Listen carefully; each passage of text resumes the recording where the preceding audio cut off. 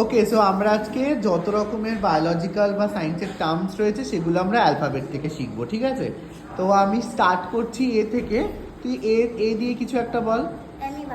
Amoeba. Amoeba দিয়ে একটা line ball. It is a eukaryotic cells and it is produces by multiple fission and biodivision. Very good.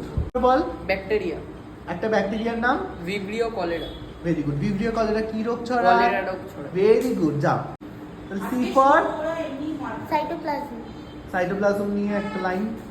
All cells and organelles are suspended in cytoplasm. Very good.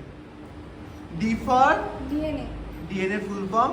Deoxyribonucleic acid. Very good.